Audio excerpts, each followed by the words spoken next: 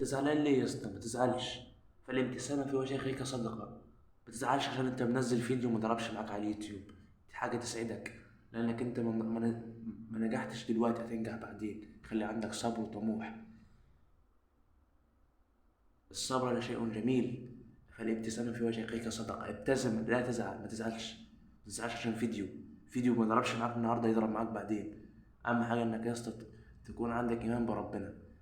ربنا هيديك اللي انت عاوزه، واللي في بالك ربنا هيوصل لك اللي في بالك. بس يا اسطى اهم حاجه انك تصلي. الصلاه دي يا اسطى عمود اساسي في الحياه. تنجح في حياتك، تنجح في دراستك، تنجح في عملك، تنجح في اي حاجه. الصلاه دي قبل اي حاجه. الصلاه قبل اي حاجه. متزعلش يا اسطى عشان خاطر فيديو مضربش معاك او كلام من دوت. انا واحد من الناس بقول لك ما تزعلش. ادخل في قناة، اعمل قناة. اللي قاعد تخليه يعمل، يسلي نفسه. احكي عن حاجات حصلت معاك في يومك، روتينك اليومي. ما تدخلش مثلا وتقول انا نازل فيديو هيضرب معايا، لا يا اسطى. ما تدخلش عشان الكلام دوت، لا. ادخل كحبا في الحاجة اللي انت بتقدمها بس. وما تشغلش بالك بأي حد يقولك انت فاشل، انت مش هتنجح.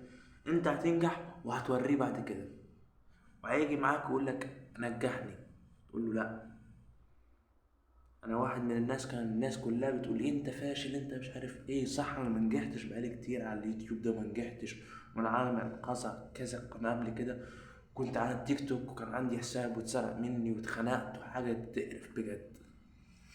ولكن ربنا بيديك صبر ويديك حافز انك انت تكمل، لانك انت ممكن يبقى ليك مستقبل في الكلام في اليوتيوب. يمكن يبقى ليك مستقبل. فانت خليك يا اسطى ايمانك بربنا، واتكل على الله. ما تشغلش بالك باي حد. ما تقولش انا ما عنديش محتوى. لا، انت عندك محتوى، بس انت مش الفكره هنا مش جايه معاك. لو هتقعد قدام الكاميرا هتلاقي الفكره جات لك هنا يا اسطى. يا عم مش لازم يكون عندك محتوى، بس احكي عن قصصك، احكي عن حياتك، اتكلم عن اي حاجه. اطلع وبرر عن نفسك للناس. مش لازم تكون شخص كئيب كده. لا، ابتسم، فالابتسامه في وجه اخيك صدقه يا اخويا. اسمع الكلام ده وما تزعلش عشان الفيديو ما ضربش النهارده يضرب بعدين. ما تزعلش. انا بقول لك ما تزعلش. يا رب تبقى المعلومه وصلت.